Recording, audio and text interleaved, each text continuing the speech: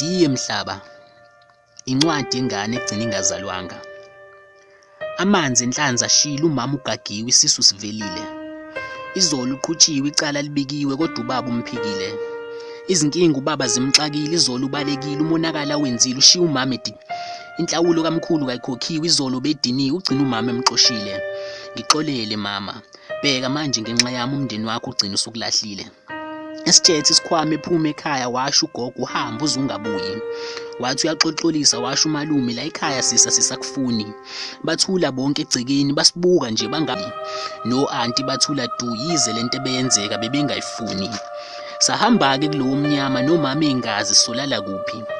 Ubusinda umthwalo umama bewutshethe sithema swela umfula amandla umama besemphelele. Safika ehlathini ukukhathala nendlala bese kumhlasele. Utheme ethi ukhokha umoya uyaphumula wazithuke waziqinsila phansi kumnyama akekho obonayo wavele wazithela phezu komsila wemambe ebithukuthele.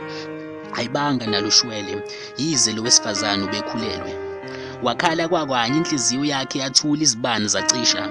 Namanje mina ngisengaphakathi esiswini sikamama nhlanhla leyo ke mina ngisaphila. Angazi ngenze njani umuntu ongafika lana eze kungikhipha. Kancane kancane siyanyonyoba isihlungu kungemzuzu mngake sesofinyelela nakumina. Ngaphambi kokuvalelisa nanka amazwi ami okugcina bafana izingane musana ukuziphika. Ngafela ehlathini njengesilwane ngimncane kangaka baba ngiyathemba ukuthi lapho ukhona le ncwadi nakuwe izofika. Diye Mhlaba, incwadi yengane egcina ingazalwanga. Ngiyabonga.